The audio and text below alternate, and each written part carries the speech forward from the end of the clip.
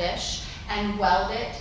And what it's full of is solar salt. And solar salt is made by dredging the Great Salt Lake water and letting it dry, and this beautiful crystalline salt develops, and it looks like snow. And this was inspired by a trip that I took to Salt Lake City to see family, and I went through a stand of burned trees, and they were just beautiful black charcoal trees in a field of snow. And I had this moment of thinking, wow, they've never been more beautiful, these trees, than this moment in their life. And they are dead. And again, this kind of split experience. And I also was thinking of Madame X. Do you guys know the painting, the Sargent painting of the woman in the black dress, which was also very scandalous at the time because they thought she looked dead because her skin was so white that she looked like a cadaver. So anyway, I was conflating all of these things together. This is a big, long conversation I'm not going to have, but it's made out of copper bees. And all the bees are the weight of 1 penny. And they are all actually in a helix shape, which is what they, how they travel when they're building a new home. These are the birds on the trees of my neighborhood now, which are telephone poles. And I live in the middle of the city. But I love to think of how patterns of birds move. You know when you see a flock take off, and some of them kind of go rogue, and then they come back to the flock, and then a few more go rogue, but they kind of move together and separately at the same time. So I'm interested in that. I'm just going to show you these paintings. All of these architectural motifs are built on my parents' home. And there's a million stories for the individual pieces, but since I just want to show you kind of the style, I wanted to show you this so you remember there's plaid and painting plaid my whole life. This painting can go in multiple configurations. That one, when it stands end to end, is 14 feet tall. This was a painting, this is a sculpture, I won't get into it, it's very complicated. There's a film in the back. I will tell you a little bit about this sculpture. This sculpture is called Meine Mutti. No, it's called Liebe Mutti, which means love mama. And it's again referencing many art movements, one of them being the stripe painters, Bridget Riley. It's wallpaper. It's based on the wallpaper pattern of my sister's room. But at the same time, I'm thinking about the high and the low and how, you know, one is taken as a throwaway and one is the highest form of abstract art.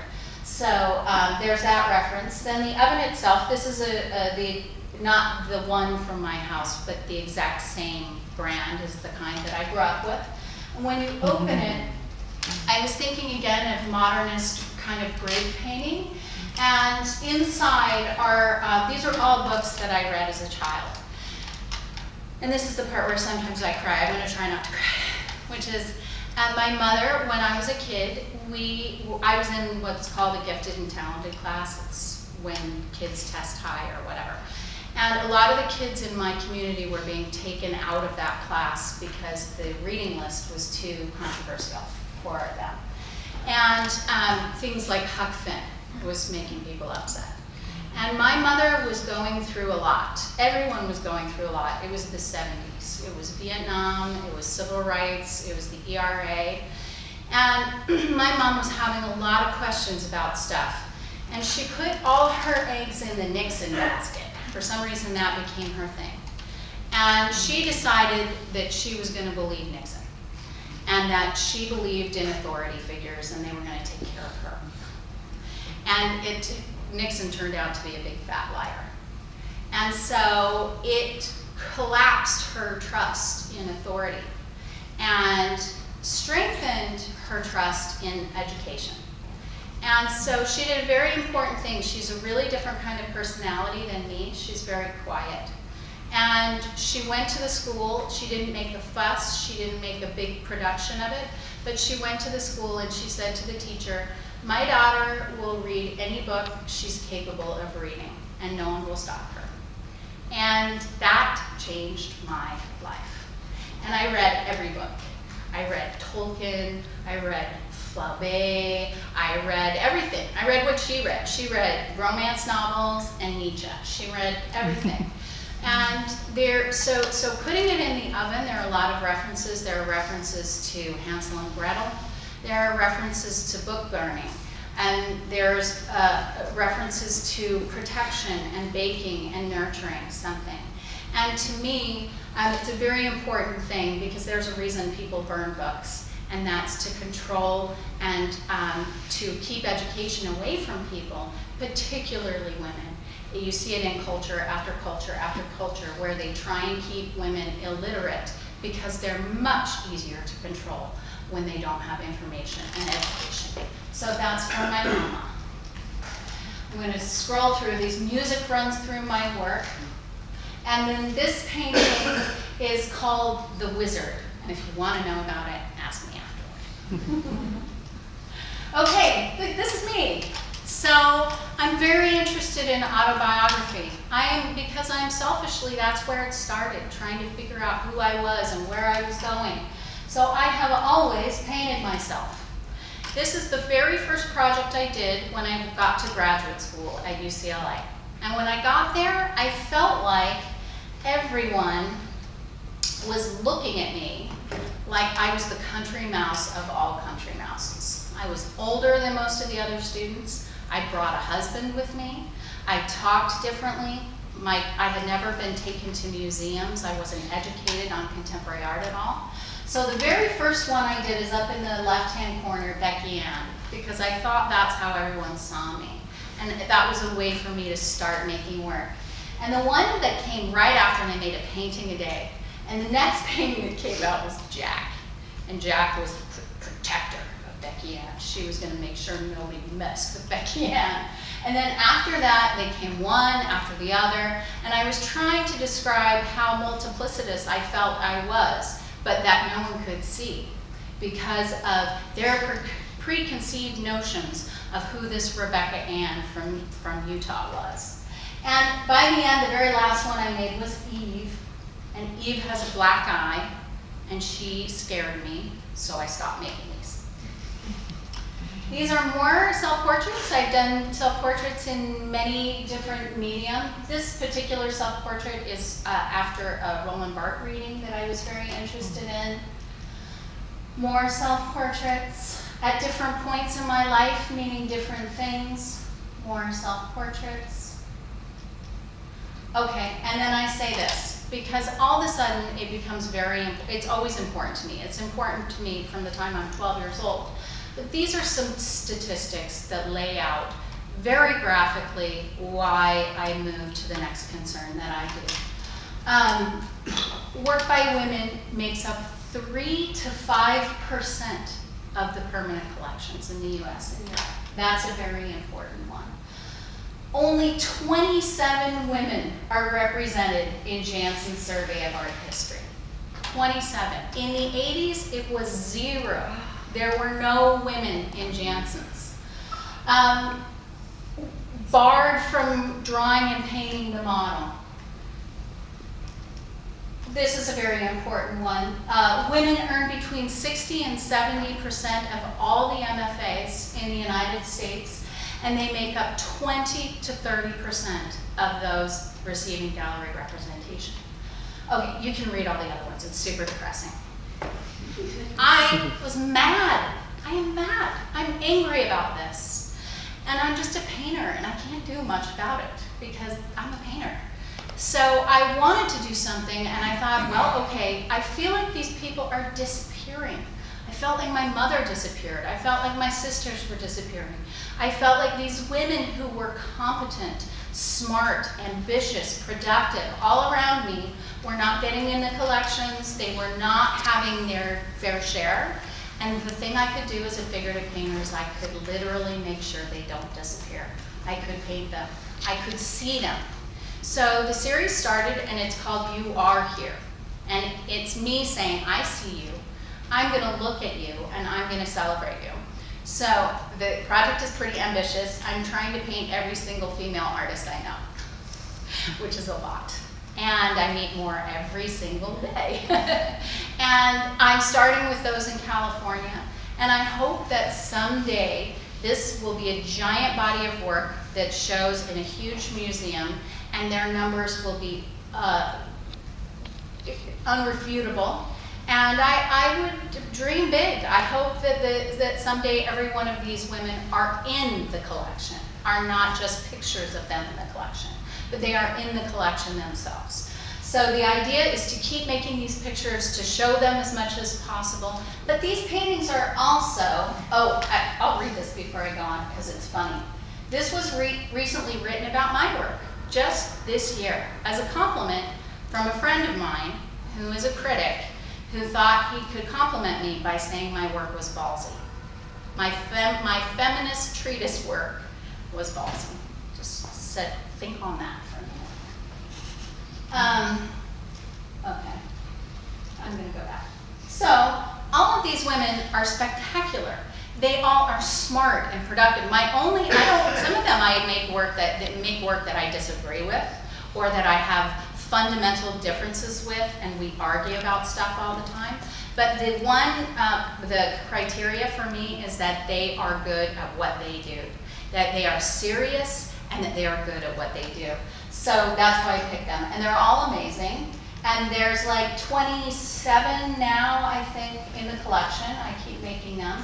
Alexandra Grant. You can see from the close-ups, though, these are as much about painting as they are about the narrative. So there's the whole thing about the people, that's the brain, and me complaining about inequity, and me demanding justice. And then there's like me in love with paint, just in love with the act of painting. Light, line, surface, mark making, abstraction, space, all of that stuff. So these give me a real opportunity to just play as well as do something that I believe in. So you can see most of these in the gallery right now. And this is the website. If you want to know more about any of these artists, if you go to youarehere.vision, you can click on the portrait and it will give you a link to go see their work and see what they've accomplished and learn more about them. The Potato Eaters. The Potato Eaters started again with a selfish autobiographical conceit, which is my parents. At the time I had both parents. I recently lost my mother. And I knew when I started this body of work that I would lose them soon. And so I just selfishly wanted to record their story. I wanted to think about where they came from. I wanted to paint the places they lived. I wanted to tell their story. And I thought, well, I'm a pretty damn good painter. I'm a good person to do that. So that was the first reason, which was not particularly a big idea, but then there were other reasons that came into it. The landscape of the West, which you guys know all too well, is disappearing and getting sucked into manufacturing or to urban sprawl or to other things. So I was thinking about land, I was thinking about ways of life that are changing. This particular painting, the first three paintings you'll see are more allegorical. They are about the big ideas. This painting in particular is about my choice to be a wife and mother and how I basically see it as beautiful bondage. It is by choice, it can be taken off at any time, it is beautiful, and it is a huge limitation. And so that's what that painting is about. It's an ode to my mother. This is about physical labor. It's about me making my own paintings, even if someone could make my paintings better than I could. Because I selfishly want the experience of digging my own holes. And that is a kind of ode to the body and how making things is such a gratifying, wonderful experience for the human being to be able to own. These are the, this is a longer story. This is Ophelia. It's a very, very tall painting, 9 or 10 feet, this painting. Again, another reference to pre-Raphaelites, all kinds of art history and this stuff. These are the landscapes. They took me around to all of the places that were important to them. You know, this is where my grandfather herded sheep. This is where our first house was, things like that. And I'm interested especially in the landscapes in playing with proportion of brushwork to pictorial kind of observational realism, and thinking again about the crossing of the brain and the body and how that works. And I grew up on the side of a mountain with a stream in the backyard. I consider my first performance laying down in the stream. And I think that the body is so valuable, the experience of the body, and we lose more and more opportunities to explore that and be inside of that. And so the brushwork I think of as the intelligence of the body and it bringing its own opinion to the work. Rattlesnake Pass, that is where my grandfather herded sheep. And then I also started painting pictures from the family archive of pictures. So this is my great Aunt Fern, and I was thinking about truth and untruth, and how in some ways we look at photographs and we think of photographs as being true, right? Like this actually happened, there's evidence. And at the same time, this picture in particular, this is my Aunt Fern. Who I knew as Aunt Fern was this like surly, ornery farm lady who was mean and angry. She was just grumpy, but she was funny. She could be very funny, very sturdy. And I saw this picture and all I saw was pure potential, light, joy, happiness, mischievousness, humor. And I thought again how both of those stories are true stories. You know, just the one I knew isn't any more true than the other one. And how this picture, you know, we think of it as true, but I never got to meet her. So in my world, it's not actually the truth I knew. It's a different kind of truth. So I started painting these pictures. Oops. These are all family people. It's again about the Western landscape. It's about all kinds of things. That's my Aunt Gladys, and she was a fisherwoman. I was thinking about things, what I haven't talked about because this is a separate lecture. I'm very interested in nostalgia, and I'm interested in how nostalgia is often used as an insult when you talk about artwork. If something's nostalgic, it's seen as being backward looking. And I think that part of that is a gendered criticism, because we think of nostalgia as being fluffy, womanly, silly, light. And I think of nostalgia as being, well, I'll give you the definition of nostalgia. The definition of nostalgia is, it's from the Greek word nostos, which means to return home to survive.